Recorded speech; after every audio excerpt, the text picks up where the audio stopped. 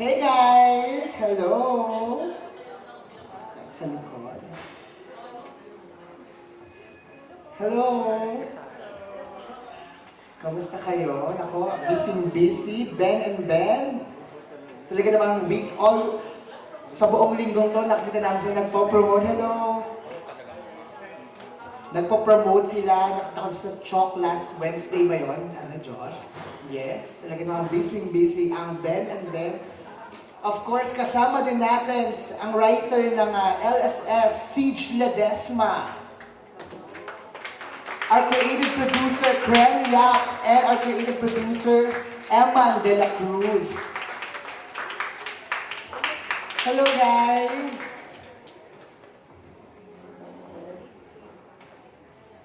Siege, Eman, and of course, Kren, welcome dito sa BlogCon ng LSS.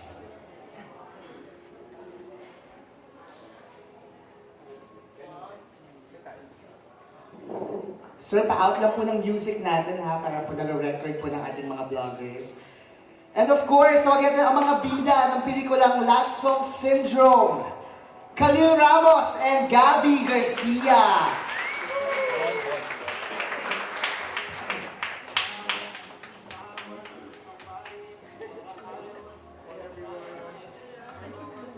Hey guys, welcome. Dito tayo. Hello. Isang group photo muna. Ay, upo na lang. Upo na lang.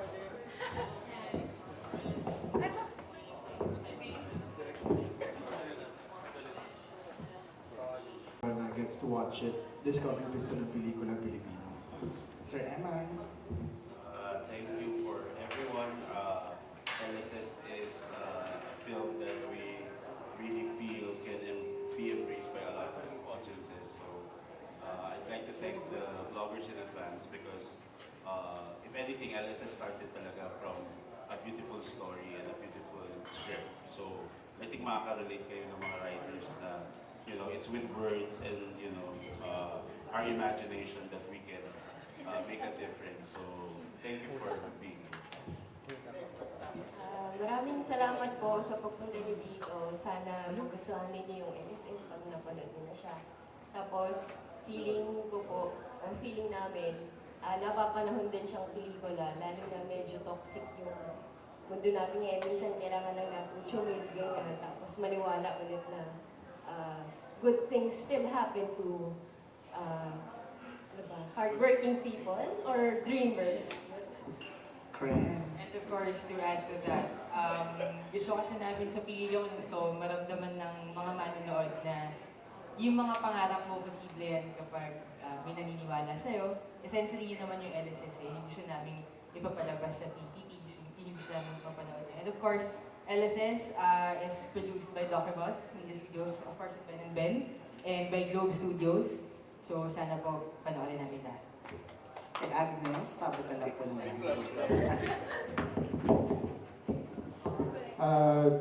Kami po sa Ben&Ben, ito yung first ever BlogCon namin.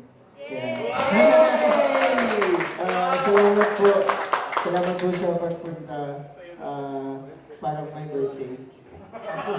Actually, hindi namin alam kung ano yung sabihin ng BlogCon. Tapos sabi nila, ay may BlogCon kayo next week. Ano po yung BlogCon? Basta punta na lang. So yung BlogCon, So yung BlogCon para siyang birthday party. Ito na yung mascot. Happy. Ayan, syempre na yan si Jude. Hi, Jude! Ayan. At syempre ang first question natin magsisimula. Simulan na natin, no? Simulan natin kay Oreo. Kunyari nagulat, pero alam niya naman siya yung unang magtatanong. Bilang ako yung unang-unang dumating. Tsaka, nag-tweet ka pa sa akin. Oh. Prepared ka. Oo. Prepared ka. Naku, pero may gulat, di ba? Oo, acting. Ang showbiz-showbiz. Ganun talaga. Kailangan surprise. Kailangan may, kasi birthday party nga, kailangan may element of surprise. So, anong role mo sa birthday party? Mascot din, happy ka. Ikaw din eh. Uy, hindi pumayat na si Bill. Nasa damit lang talaga. Ayun, first question ko for the band. How was it working with the movie in this movie? Since first time niyo yata na mag-act. And it's very rare na for a band to act talaga sa isang movie. It almost never happens. But it's our first time, yes. And siguro higit sa lahat yung mananaig yung pagpapasalamat namin sa mga kasama namin. Kasi they have been very patient with us since we are new to this. And ang sarap nung naging whole experience, both nung naka-roll yung camera, tsaka behind the scenes. Dahil matututunan mong i-value yung bawat isang bahagi ng paggawa ng isang pelikula. Mula sa pre-prod hanggang sa post, sa scoring, sa editing, grabe, as in. So, yun. Ano pa ba? Nag-enjoy kami. Nag-enjoy naman tayo, di ba? Yay! Hindi, totoo po yun. Such a unique experience and so dahil nga bihira nga na ma-expose kami sa ganitong work environment, parang grabe ang sobrang yung respeto namin sa lahat ng tumulong for this movie. Sobrang yeah, yes, through the roof. And sobrang mas na-appreciate namin yung ginagawa ni Gabbi, ni Khalil, and everyone really on the team. So you can really notice yung dedication nila. Like, ultimo, 6 a.m. pa lang sila nandun, tapos kami 7 p.m. dumating. Oh, basta, yes. Very good. Naalala ko yung nung nag-guest kami sa project. Ang unang pinagawa sa amin ni Direk Eman ay pina-acting workshop ng isang buong araw. At na-anxious kami doon ng solid. Pero at the same time, Magaling sila. ano siya eh, parang napakahirap ng role namin, no? Yung role namin actually as ourselves lang. Pero actually mahirap yun. Ano yung sinasabi natin? Mahirap gumanap bilang sarili mo kung may sinabi mo yun, Andy? It's hard to act as yourself when you don't know who you truly are. Hindi, joke lang, pero seryoso, like, when it comes to things that you think na medyo regular, everyday things lang na being yourself, nangyayari lang siya eh. But when there's a camera there and pinapaulit-ulit yung ginagawa mo regularly, you start questioning everything eh. Parang, shucks, 3 beses na ata ako huminga dito or mga 5 seconds na ata yung pikit ko. So, yes. Kaya grabe rin yung respeto talaga namin kay Gab, tsaka kay Kan, tsaka sa lahat ng naging actor sa film. Kasi biro mo, kung kami, in-overthink na namin yung mga very simple scenes. Sila, biro mo, sobrang heavy, very dramatic yung scene. Iiyak sila or like, i-internalize sila. Tapos biglang cut! Tapos kailangan ayusin yung isang something. Tapos ulitin nila ulit for like 5 times. Grabe. Hindi ko alam mo paano nila nagagawa. So, yun lang. That's our experience. Yes! Thank you for that question. For Gab and Khalil, since first time you're on the big screen, how's the experience working together? How's our experience working together? So to give a little backstory, we were offered this project early 2018. So actually more than a year na yung pagpaplano ng buong project. And kami ni Gab heading towards nung sinabihan kami na may pelikula daw na gusto kami i-cast. Hindi kami agad naniwala. Akala namin chismis lang. Parang kasi since may mga bumabalita na nasa spot kami sa BGC or something. Yun yung time na yun eh, nasa spot kami. Tapos biglang may movie daw, so sabi ko, baka nang-aasar lang yan, or baka chismis lang yan, since nasa spotan kami. Yun lang. Yun nga, kasi when everything was in its place na, and they officially pitched it to us, it was surreal kasi hindi naman namin talaga in-imagine na magkakatrabaho kami ever. Kasi unang-una we're from different networks. And we kind of established in our relationship na mas maganda na yung ganito. Hindi tayo nakikita masyado talaga sa work. So, very hiwalay yung work and relationship. Pero, when they offered us the everything, the whole project as a whole, with the script, with Ben&Ben being part of the project, with Direct Emma, Direct Jade, and Globe Studios also backing it, it felt really right. Talagang we really felt positive about the film kasi parang we were fans of Ben&Ben, that's one. Then we fell in love with the characters right away. Kaya we really, no doubt, without any second thoughts, we jumped in and did this LSS and we're here now. Sa acting, sa experience naman, you wanna start. Ayun, sa experience naman, like the whole process while shooting the movie, at first it was really awkward. It was weird that we were questioning everything, literally everything, the way we act, the way we move. Direk, okay ba to? Direk, nakakinig ba kami? Parang hindi. Parang may mga ganun kaming questions. But then along the process, I feel like it was more of an advantage. Kasi diba usually kapag showbiz couples, it would start off as a love team and then magiging kayo, or like you're gonna work together and then magkakadevelop on. In our case, it was very different. We were friends first, outside showbiz, bago kami naging, and then nagkatrabaho kami. So, sobrang weird. But then, I felt like we kind of used that comfortability. Yung pagkawala namin ng walls, nag-work siya for the project. And also with the guidance of Direct Jade and everybody on set, natawid naman. And I feel like we did a really good job with everything. So, yun. And to add to that, we also did workshops with Direct Emma where we really figured out kung paano kami magiging effective on cam. Kasi yun talaga yung, and what I liked about our working relationship with everyone, kasi we were very open about our challenges going into the film. Kasi hindi namin alam kung effective, if ever we will be effective on cam.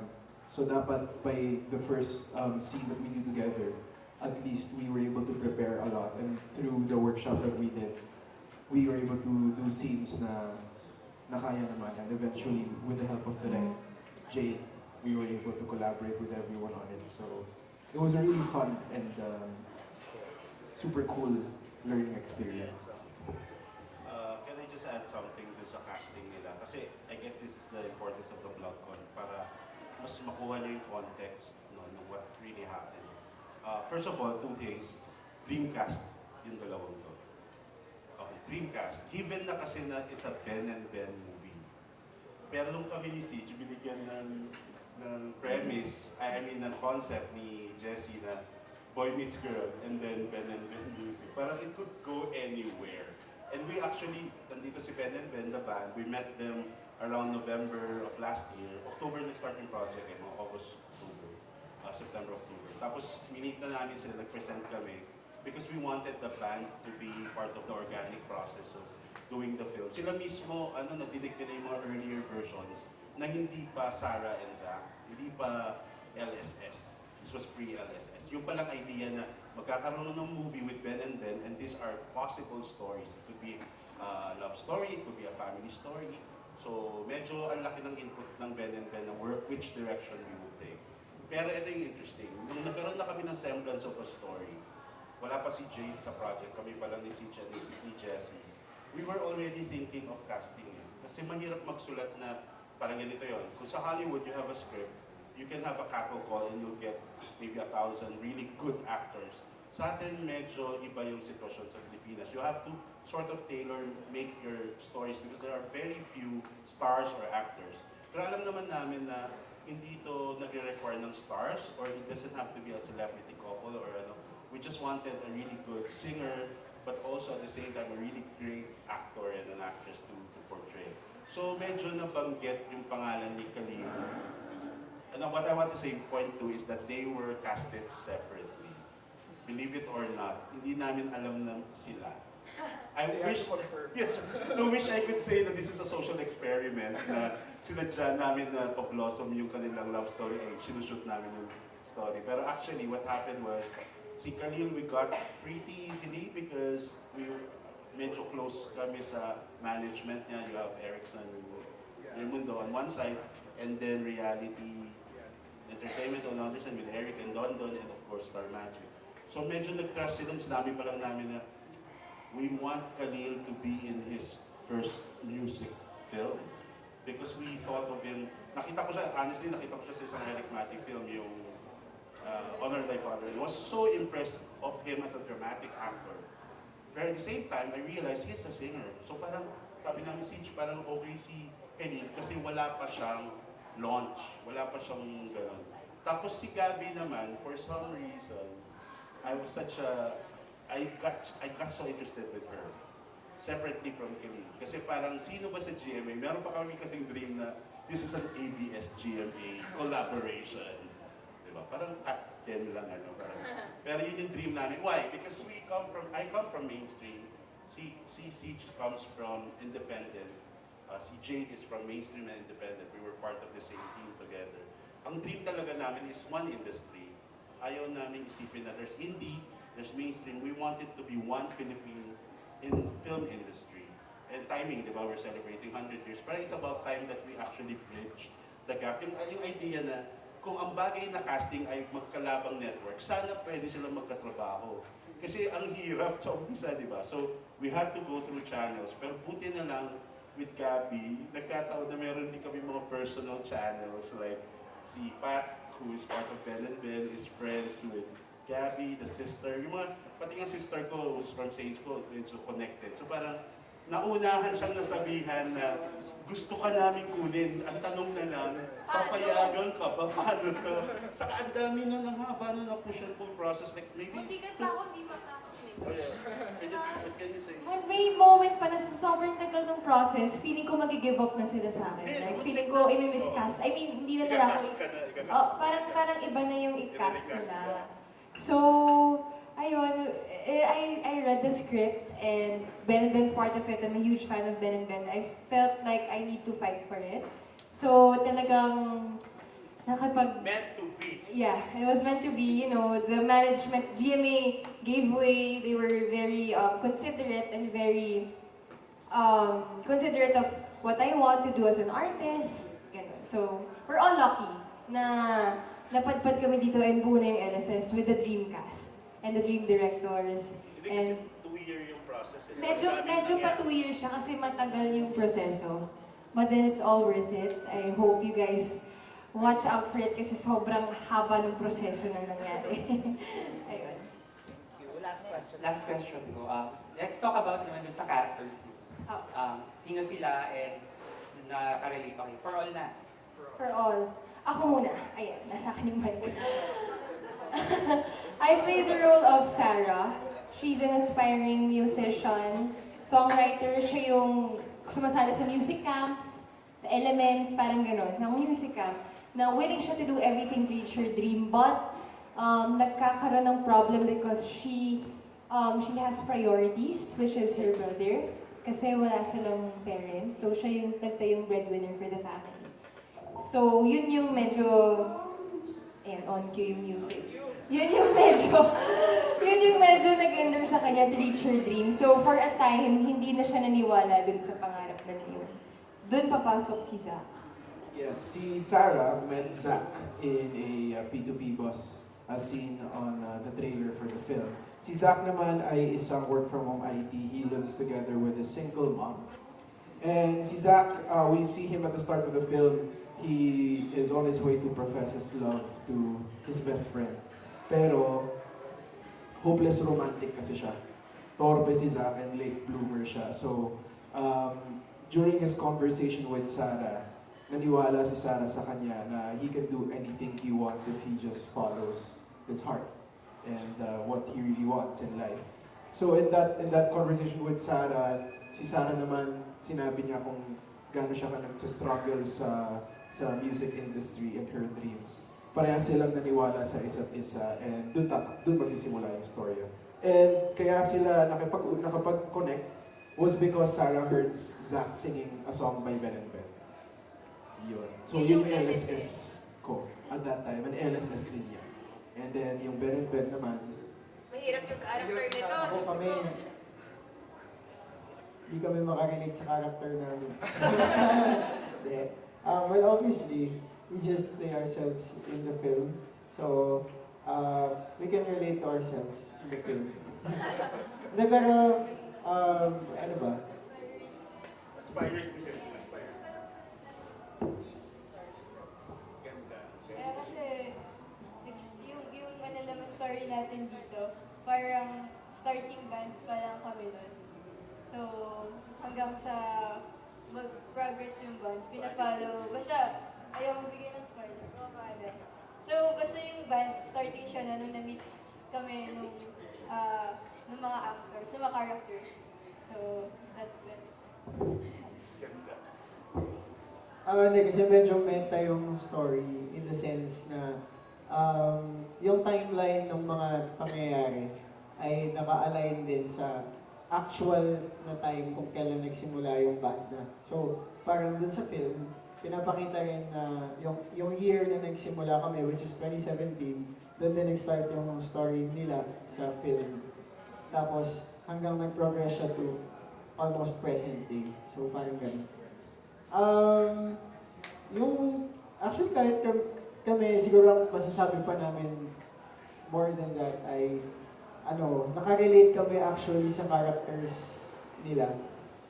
Kasi, di ba, si Tony umiyak nung at one point din, nung pinapanood yung, sorry, lalagay ko nung mga test screenings with us.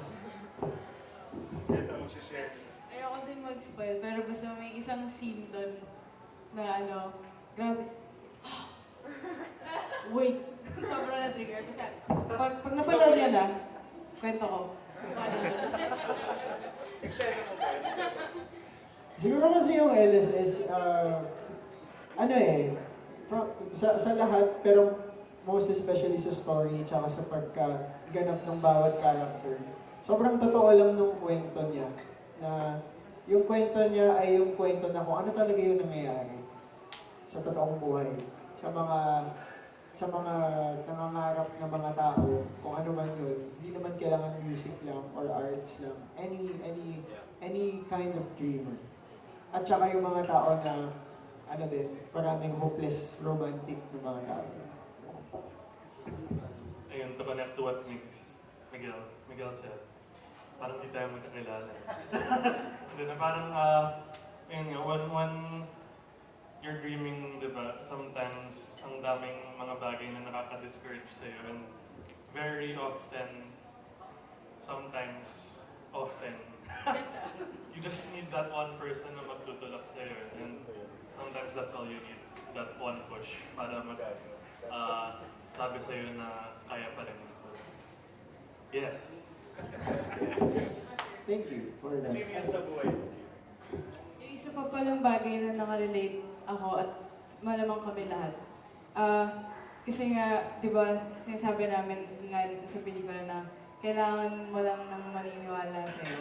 Tapos parang feeling ko ganun kami nagsimula na nagkakilala kami. Tapos naniniwala talaga kami sa isa't isa. Tapos doon kami nag-bond sa paniniwala yan. Tapos nag-create kami ng music together. Wow! Touching.